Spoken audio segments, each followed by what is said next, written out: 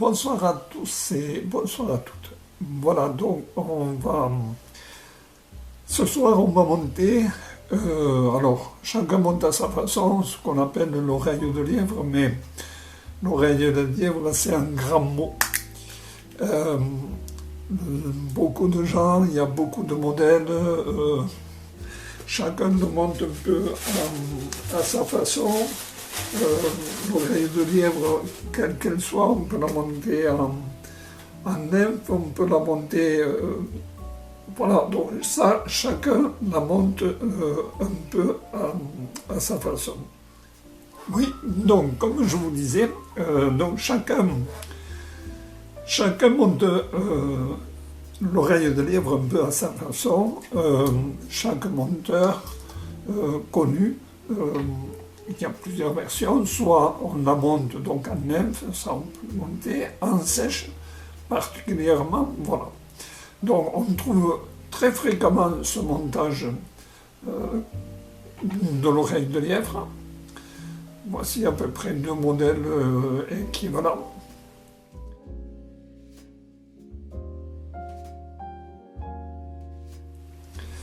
Et personnellement, donc il y a des années que je monte ce modèle-ci.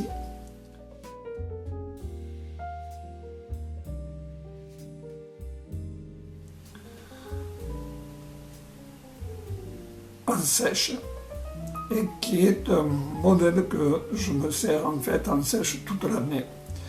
Dès qu'il y a des éclosions, en fonction des dimensions d'hameçon ou tout autre. Voilà, donc ça c'est mon montage, c'est celui-ci que je vais vous faire aujourd'hui.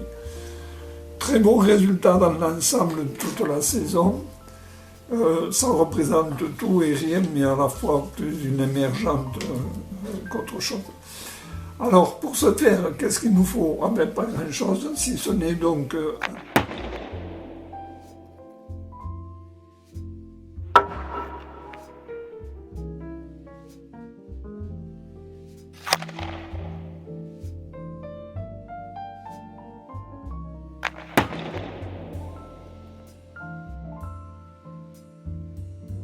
un masque de lièvre, donc ça à peu près tout le monde peut l'avoir, ou éventuellement de la peau de lièvre, celui-ci n'est pas bien folichon, j'ai eu l'occasion d'acheter ça mais ça ne ressemble plus, ni moins à pas grand chose. Enfin bref, on trouve un peu de tout sur le marché.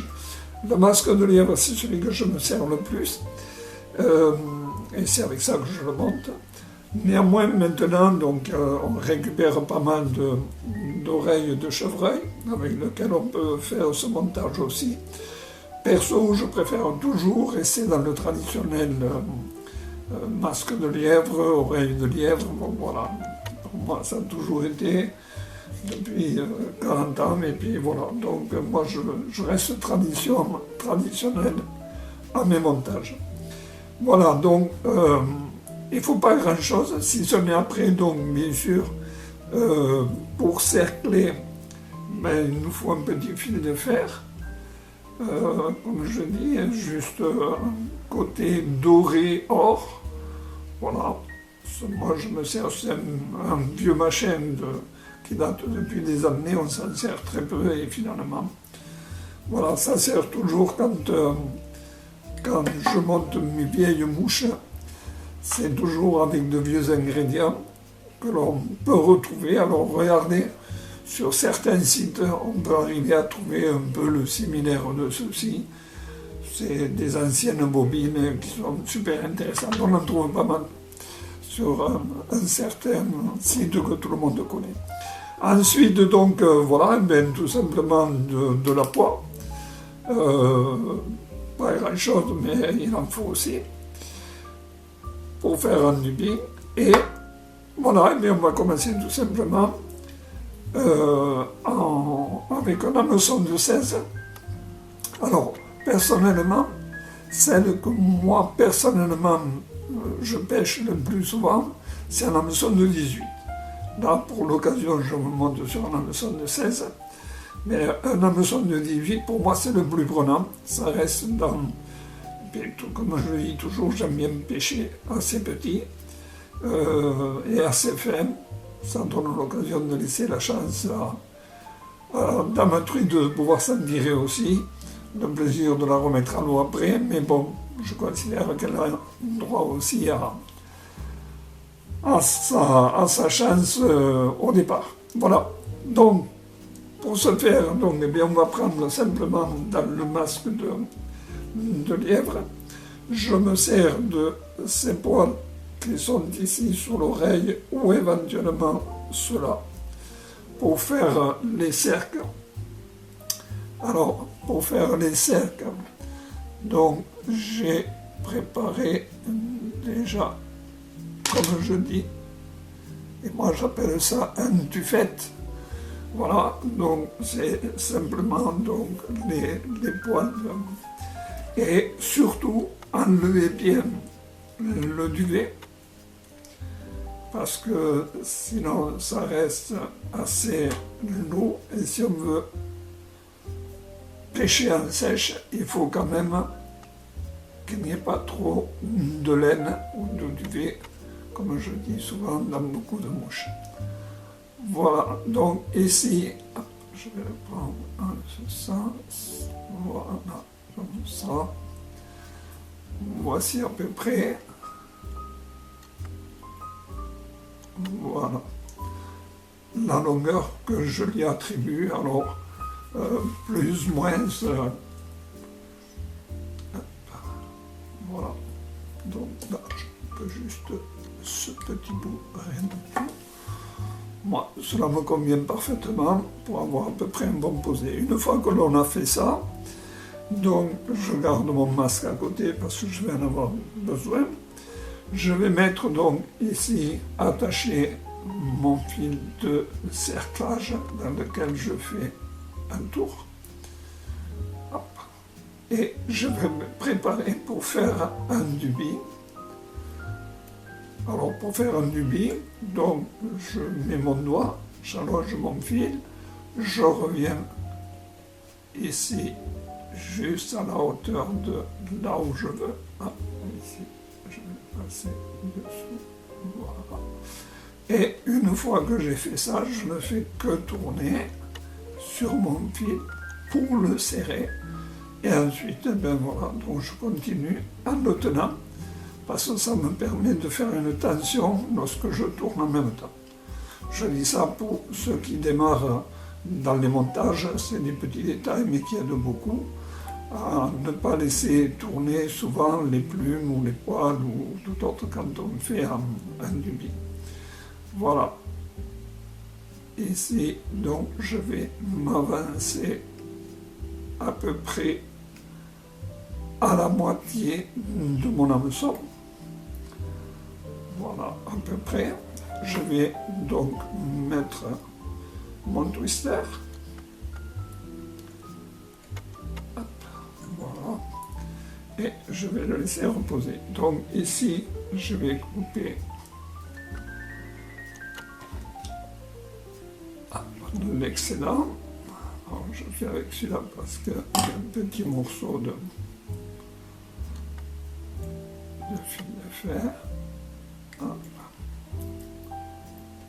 Et ici. Hop.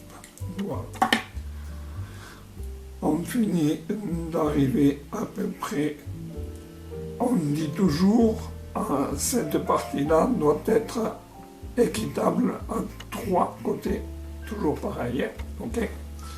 Alors, pour faire le corps, même pour faire le corps, moi je me sers des oreilles de lièvre.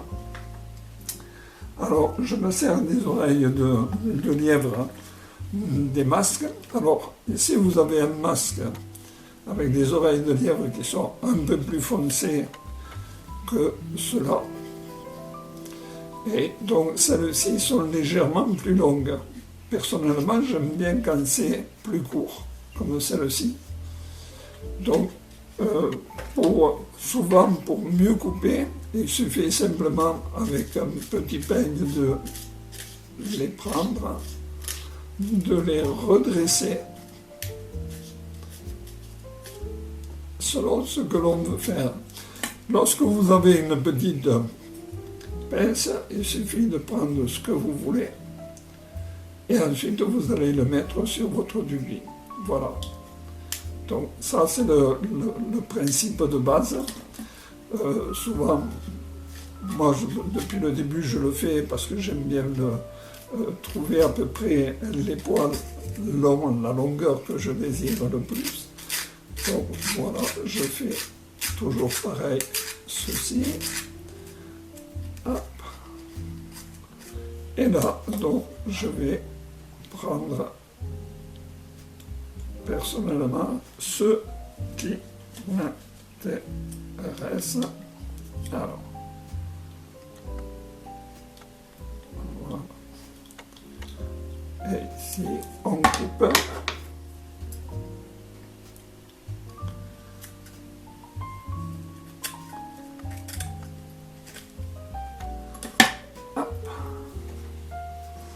Voilà, donc ici je vais avoir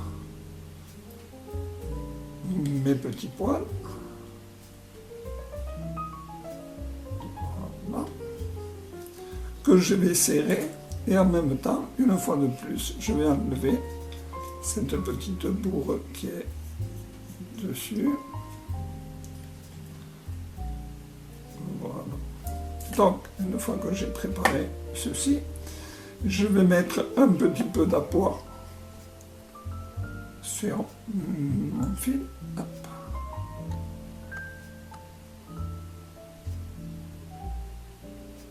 Alors là, je précise une fois de plus, c'est ma façon à moi de faire, mais chacun peut procéder à sa façon, hein, moi. Moi, c'est ma façon personnelle de procéder. Ok? Une fois que j'ai mis mon apport ici, hop.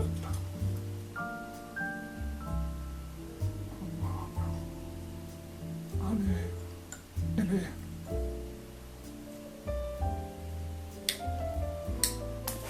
Voilà, donc ici j'ai mes petits poils. Voilà, et je vais découper les plus longs ici. Voilà, ça c'est les plus longs. Ici. Et je vais twister. Voilà.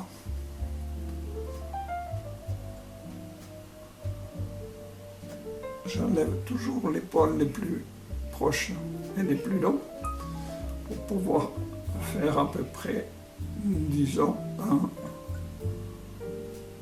corps à peu près conique en remontant. Et voilà.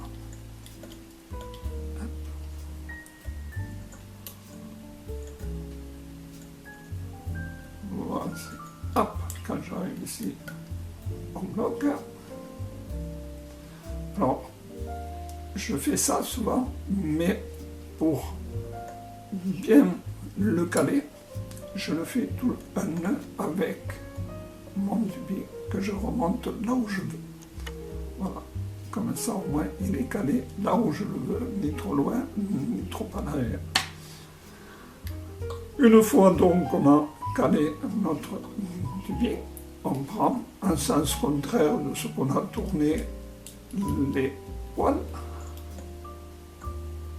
les oreilles. Hop. Et, hop. Et on continue. Hop. Et voici. Ici, on prend fil et on cale notre fil de fer de cerclage. Voilà. Essayez de ne pas le faire toujours. Lorsque vous coupez du fil de fer, essayez de le faire avec de vieux ciseaux comme ça. On n'abîme pas le reste, ça fait dommage parce que quand on veut vraiment couper fin, après on ne peut pas. je dis et je répète toujours, pour ceux qui démarrent dans les montages, ça facilite beaucoup de choses. Donc, moi, ça m'a aidé quand on me l'a dit à la base. Donc, voilà. Ensuite, donc, ici, il va falloir trouver donc des poils de lièvre les plus longs possibles. On en a ici. On en a ici. Entre autres. On en a ici qui sont intéressants. Voilà. Et ceux-là, qui pour moi me paraissent les plus longs, ou éventuellement même ici.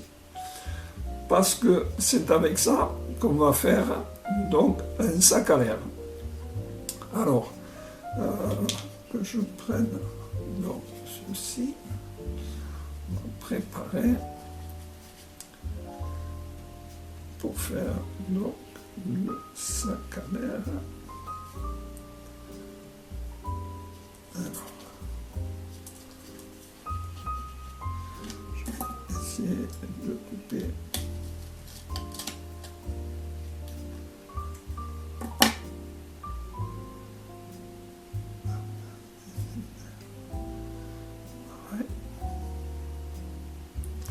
Alors, une fois qu'on les a coupés, on enlève le maximum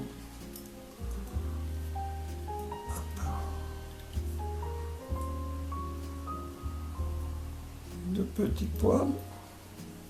Voilà. Et je viens ici les attacher ici.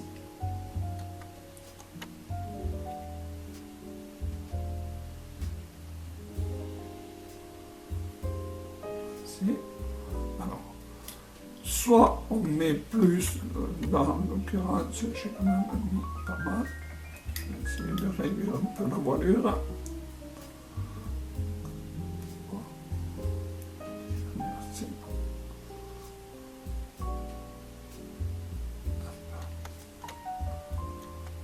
Voilà. Ça va bien.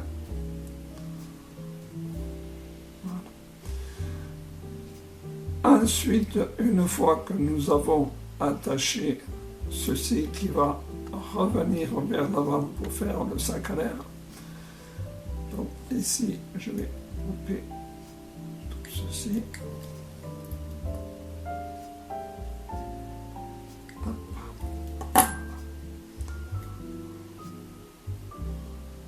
Je vais le fixer.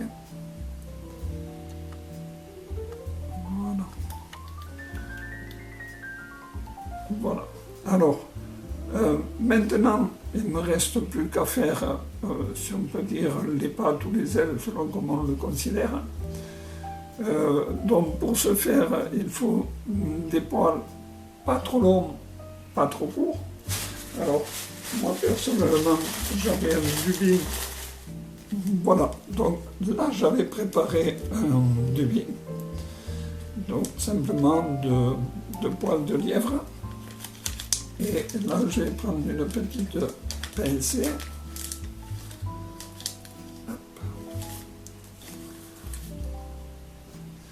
Que je vais arranger un petit peu pour qu'elles soient toutes dans le même sens au niveau des fibres.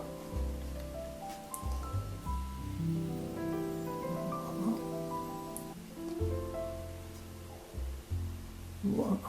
Donc ici, je vais reprendre mon twister que je vais ouvrir. Voilà. Et je vais mettre donc ceci. Voilà. Voilà. Et là, je vais twister tout simplement. Voilà, j'enlève le maximum et je vais essayer en les ramenant un peu vers l'arrière tourner. Et quand il me semble qu'il y en aura assez, j'arrête tout simplement, comme là.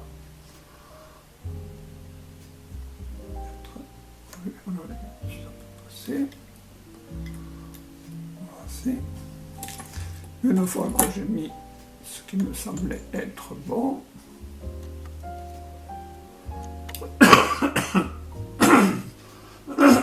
pardon, voici, hop. Hop. Voilà, donc celui-ci, je peux le couper maintenant. Voilà. Ici, je divise à peu près dans un sens ou dans l'autre pour avoir à peu près un équilibre.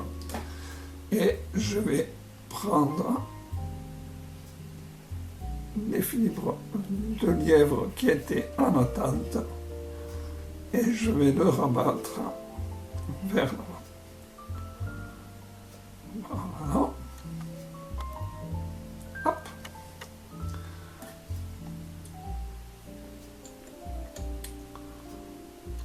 Et voici. Là, je vais faire deux petits nœuds pour redresser ceci. Alors, moi j'ai des collègues qui le laissent tel que. Personnellement, je coupe toujours, mais c'est à essayer. On peut le laisser, et si ça ne marche pas sur la partie de pêche, on peut les couper, mais ça fragilise toujours un peu la mouche que vous avez montée.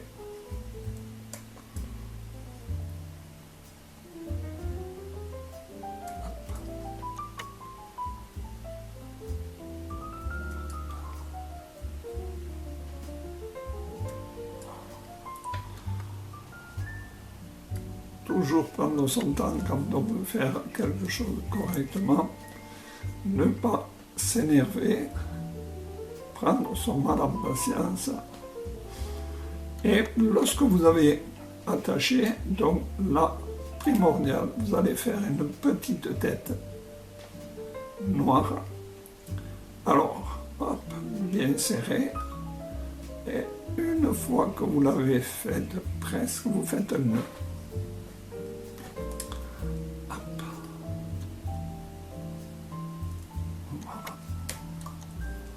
Et vous prenez un fil rouge, comme celui-ci, et vous lui faites une petite tête rouge. Voilà, un petit détail qui est très intéressant.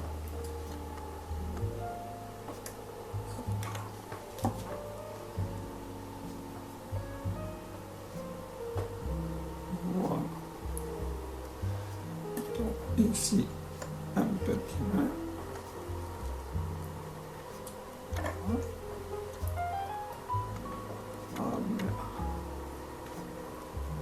Et à 3.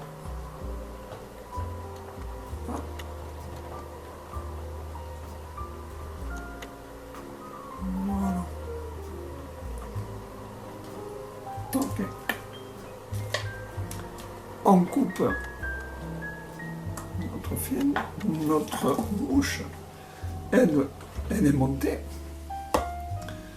Je vais prendre donc un peu de vernis V.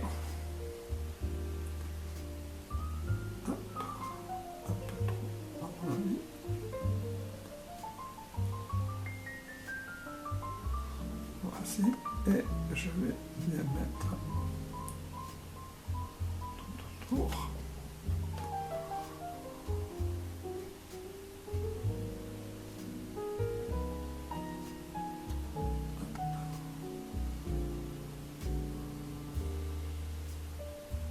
Voilà.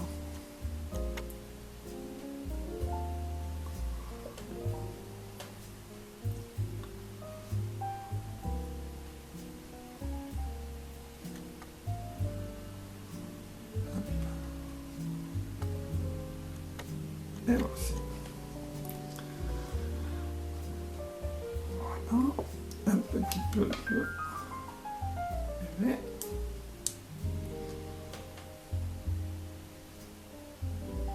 Voilà à peu près ma mouche à peu près finie.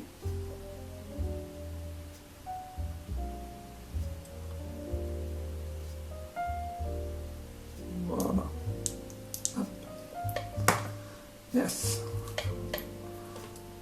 Donc, on va l'arranger un petit peu pour éliminer les poils excessivement longs qui ne servent pas à rien.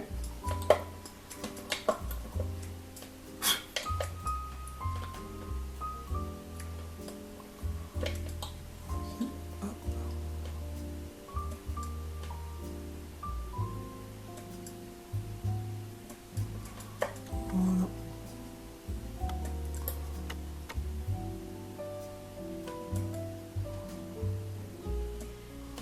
Parfait.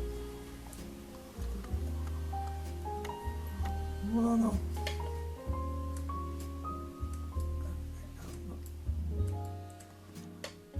Voilà ma mouche finie.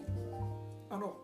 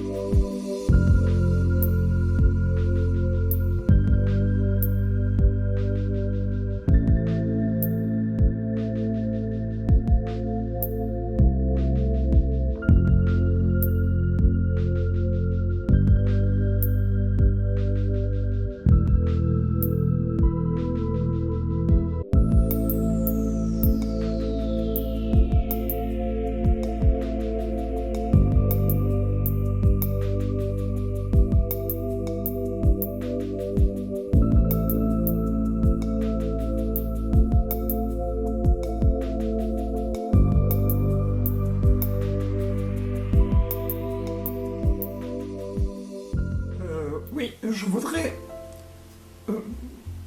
ouvrir une parenthèse en ce qui concerne donc, le montage de cette mouche. Il m'a été dit par, je le cite, Monsieur Serge Saint-Dizier, que certains modèles donc, que je montais ressemblaient à un monteur très connu qui s'appelait Monsieur Michel Flenet. Michel Flenet, malheureusement, n'est plus des nôtres aujourd'hui. C'est une personne qui est décédée du Covid, malheureusement. C'était un grand homme dans le domaine de la mouche, non seulement dans le domaine de la mouche, dans le montage, mais aussi dans le domaine de la pêche. C'est une personne qui était connue, archi connue au niveau national et extérieur. C'était une personne qui était entourée de personnes, de grands monteurs, donc qui sont des références aujourd'hui, comme lui l'était. Je l'ai cité, Jean-Paul de Saigne, entre autres, qui est une référence connue par rapport à des montages, des finitions qu'il fait, qui sont extraordinaires, parmi tant d'autres bien sûr, mais particulièrement qui connaissait très bien Philippe Flenet. Cela me fait plaisir, dans un certain sens, qu'on ait comparé certains de mes montages à M. Michel Flenet. Pour autant, je tiens à préciser que je suis loin, très loin des montages qu'il réalisait, et surtout de ses connaissances et du grand homme que je respecte énormément. Ce monsieur était donc président d'un club dans la région du Jura, à Bougecourt, pour dire exactement où, C'était l'école comtoise pêche de mouches de Vosgicourt. Voilà, donc c'est quelqu'un qui est connu de partout. C'est vrai, cela fait plaisir quand on vous compare un petit peu à certains montages qu'il avait. Je reconnais qu'à un moment donné, je faisais des montages tels que le verre d'eau, entre autres, et puis d'autres modèles tressés que lui montait. C'est vrai que lorsque j'ai regardé ces montages un peu plus approfondis, c'est vrai qu'on avait une certaine, je dirais, une certaine forme équivalente du respect de la nature des montages de mouches. Voilà. Ceci étant dit, je reste une personne très simple. Ce n'est pas ça qui me fera changer de mon objectif, si ce n'est que, je le répète, je le dis, je ne dis pas être connu ni être célèbre. Loin s'en faut, ce n'est pas mon but. Mon but à moi, c'est le partage que j'ai avec vous, tous les abonnés qui sont à ma chaîne, et donc j'espère qu'à travers les montages que je réalise et que vous copiez sont des montages qui vous feront passer de très agréables moments au bord de l'eau. C'est mon but le plus cher, en efficacité, comme au plaisir de réaliser des petites pêches, surtout que lorsqu'on fait ses propres montages et que l'on fait du poisson, la satisfaction est encore plus grande et c'est ce qui fait le bonheur de cette pêche. Voilà, donc ceci étant dit, je le répète, ça m'a fait un énorme plaisir. Je reste à ma place, je suis loin d'être au niveau de toutes ces personnes. Je n'ai rien d'autre à vous ajouter, si ce n'est que, une fois de plus, merci à vous, à tous les abonnés et surtout aussi aux nouveaux et aux nouvelles abonnés de ma chaîne. J'espère vous faciliter les montages, c'est mon but aussi, et en vous donnant des explications. Il est vrai que des fois je suis un peu long, mais cela demande aussi certaines explications de montage. Pardon, j'en perds ma voix qui est due à ma santé, c'est pas bien grave. Elle revient de temps en temps. Et encore une fois de plus, elle revient pour vous remercier des commentaires que vous faites sur ma chaîne qui me tiennent et qui me touchent particulièrement. Je vous dis donc à bientôt. Merci de l'attention que vous portez à ces montages et à ces vidéos. Et au plaisir peut-être de se revoir au bord de l'eau, pourquoi pas. Je vous souhaite une très bonne journée. Merci de votre attention. À très bientôt. Au revoir.